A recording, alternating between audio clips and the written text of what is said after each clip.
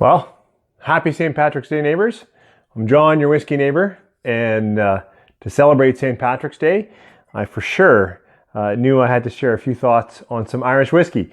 So today, I want to share with you a little bit of thoughts on Glendalough. This is their double barrel Irish whiskey. Catch you after the break.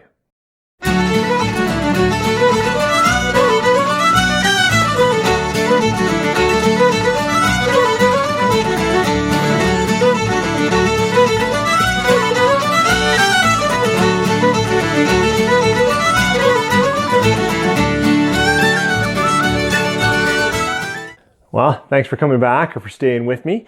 As I said in the short intro, I wanted to talk a bit about Irish whiskey, very appropriate for St. Patrick's Day 2018. This one here is from the Glendalough Distillery, which is in the county of Wicklow. Is that right? I know that it was started by 5 local Irishmen, I think from around the area, or maybe a few were from Dublin. But they're local gentlemen.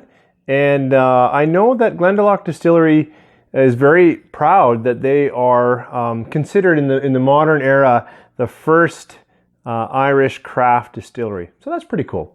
Which is also one of the reasons I heard Mark Gillespie on the Whiskey Cask talking to a fellow, and I've forgotten his name, about, I think it could have been their 13-year release that was aged in Japanese oak. Anyways, that's what made me think of maybe I wanted to find a bottle of something from these guys. And then I saw a video by the Whiskey Dictionary. Oh man, blanking on your name. Sorry, man. But it wasn't this double barrel, it was a different one too. And then he said something about the person on this bottle. And this is St. Kevin. And that's the story of St. Kevin and the Blackbird, or is it St. Kevin and the Raven? I can't remember. But it's a very interesting story about him reaching out and a bird settling on his hand and laying eggs and his connection to life that way. But you should definitely do a search for the Whiskey Dictionary and Glendalough Distillery, because he says something funny about this label that just sticks in my head. And that was the second kind of reference to this that I thought, boy, I really gotta find these guys, because I have an affinity to the small person, right? If you've been following my channel for a while, I was at the opening of the Righand Distillery in their bar and whiskey, and it really sparked a kind of celebrate local, celebrate small. So that's what attracted me to the Glendalough bottling. I know that certainly their 7 and their 13-year-old is actually sourced Irish whiskey. It's not their own because they are young. Now, I couldn't tell. I know this is a rebottling. When it first came out, this was sourced as well. But this is young enough that I thought, maybe this is their spirit. But I went to their distillery and I thought they'd be shouting that out from the rooftop, and I couldn't tell. So if anybody knows whether the Glendalough double barrel is finally their own spirit, please let me know. I think I want to think that it is. Anyways, a little bit more about this bottle. So the Glendalough double barrel is aged first for only 3 years in ex-bourbon casks in American oak, and then it's finished. So I assume all of that spirit then gets dumped and put into sherry, Oloroso sherry casks for 6 months. So really, this is only a 4-year-old whiskey, which is quite young. I'm not sure if it says anything else on it. No, there's really nothing else. It's bottled at 42% ABV.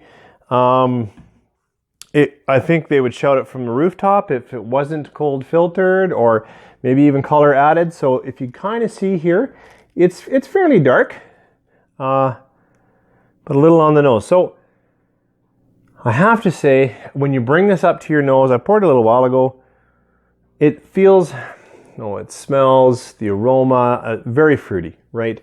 Now, the dark fruits don't come out for me right away. It feels a little more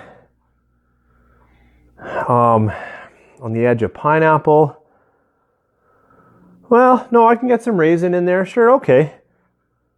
They talk about a fig in their description, but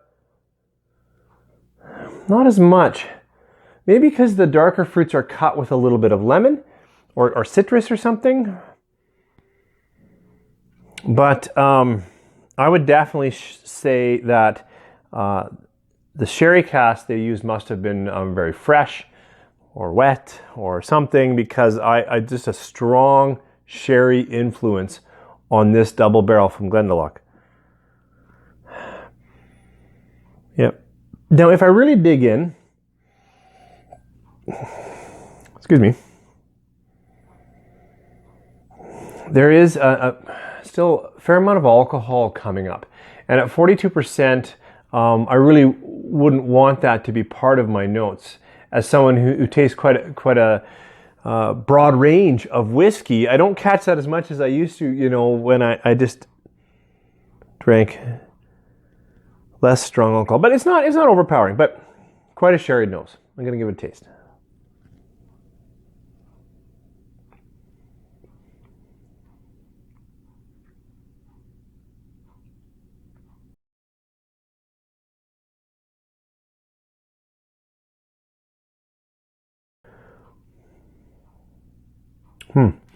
So, the taste now starts to change the way I nose this whiskey. And I made notes of that too. Now that my palate has taken some of the whiskey on it, and maybe some other things in my life are going away. By that I mean the foods I had today, or the other things I had, the coffee I had, those kinds of things are now fading. And I can really start to get into just this whiskey. Because now I get some vanilla on the nose and a toast toffee caramel. It didn't come out that way right away though. The caramels are second from the fruit forward nature of the nose, but they're definitely there. Probably a better nose would pick them up in the first time, but I find after I've kind of put a little bit in the palate, tasted a little bit, then I can pick them up. Since this is kind of a review show, well, kind of, it's what I like to do, I will say I find the nose, if you like sherry, to be one of the better parts of this whiskey. I think it actually has a fairly nice nose. When I put it in the palate, it is like, you know, I could describe it as peppery, but it's peppery from youth. It's not peppery from the essential nature of the grain. It's not like a rye.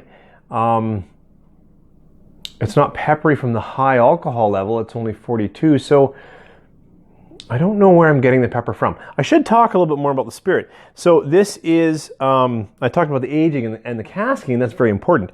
But this is made only in the, does it say single? Oh, it doesn't. So I don't know where they've, so maybe they haven't sourced. They would say single. So then it must be sourced still. Okay. At any rate, I know that this is a grain whiskey. It's made up of malted barley and corn. I also know that this one has been distilled in coffee stills. Now, coffee stills is a reference to the fellow, his last name, oh boy, is his first name Andrew? I don't think so. I'd remember that. It seems too common. But it was an Irishman who created a variation of a column still, right? So these are very tall. It goes through twice, so there's at least 2 columns in a coffee still. And I know this distillate has gone through coffee stills instead of pot stills. And that can create a very light spirit. Usually it doesn't bring along as many flavors, perhaps, as a pot still can. But you can get some pretty cool things. If you think of Nika and their coffee still release, it's quite flavorful. Yeah, so again, you know, as I play around with this nose a little bit, I can get a little darker fruits. Figs are a reach, because that would involve a little more richness for me than I'm getting, a little more something in the palate that would give it that chewy depth. Not quite getting that. It's still, to me, a little lighter. So I want to stick with raisins more than figs. Definitely some lemon in there, or citrus. Yeah, lemon though, not orange. And in the palate, I didn't really describe it. I should, sorry.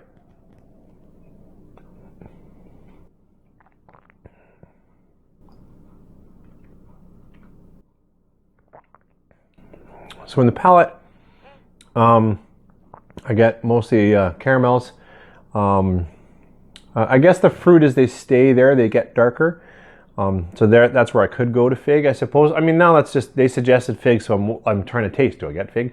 But what I'm saying there is the fruit deepens. So now it's still a red fruit, and now it has, you know, caramel sugar around it, and such. So in the palate, it's still pretty tasty. And it does feel peppery in the mouth. It's just the peppery, I feel, comes from a youthful spirit more than other parts of it. But I like peppery whiskey. It's still a fair amount of alcohol kicking around. The finish, like most whiskey finishes, that's where you're gonna try to get at the wood nature of it. You're gonna try to see if there's any smoke or char. I'm getting nothing in terms of that. You know, for a 4-year-old whiskey, I think it's great. I actually enjoy the different flavors that I can get at this. I have recently, like in the last year, started to really appreciate sherry finishes or sherry influence.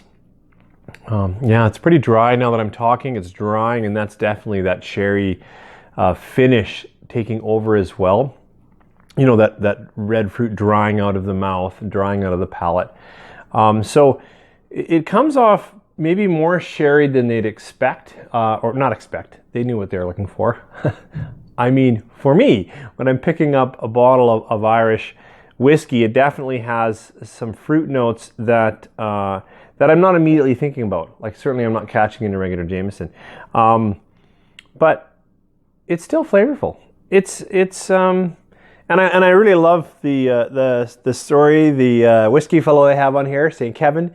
And I like the local nature of it, Glendalough. I haven't been there. Certainly if I do an Ireland tour, I want to get there. It looks like a great place between the upper and lower lake. I wish it had said single. I thought it had earlier, so I was hoping this was the first of their own spirit, but I think maybe it's not. But bourbon, sherry, finishing is done pretty good for that. Yeah, not sure what else I can say about Glendalough double barrel. You know, it's a very affordable Irish whiskey. I know on St. Patrick's Day, I probably should have finished with the Redbreast 12 cask strength. Like, this is not in that category. Redbreast cask strength is crazy flavorful. Like, you could chew on different parts of that whiskey all night long.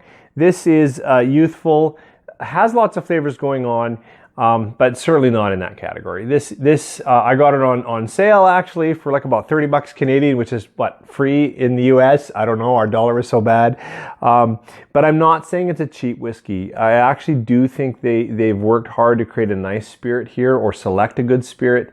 And the woods they've chosen have kept that flavors going on. So I like this. I'm playing around talking about liking it and its flavor rather than giving it a star value.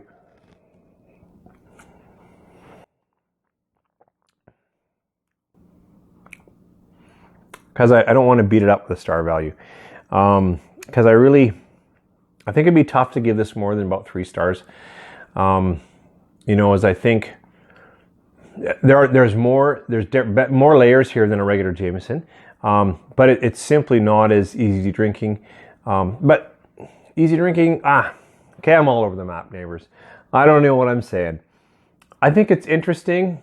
I would buy it again for the price that I got, and I'll share it gladly with my cousin Brad or whatnot, just to talk about, like, is this what you would expect with Irish whiskey? But it's not as, and I hate to use the word smooth, but it's not as refined and clean on the palate as a lot of Irish whiskey. And the burn, it's not quite burn, but the peppery really feels like it's on that edge of burn. And I think maybe a little bit longer in the aging would have taken care of that. But if you like sherried whiskeys, it's pretty good. And if you're looking for something different for St. Patrick's Day, and you're looking at some of those truly impressive, like, Red Best 21 or something, you don't really quite have a couple of $100 to drop. This would be a fun bottle, good story to share, and I would say, worth trying out. Maybe worth getting a pour first, but worth trying out. Anyways, thanks for joining me. I've talked too long. You guys have a great St. Patrick's Day. I hope you find family or friends to share it with. I was gonna share an Irish blessing with you guys, but it's gone. So at any rate, I do wish you all the best, but drink responsibly. Cheers.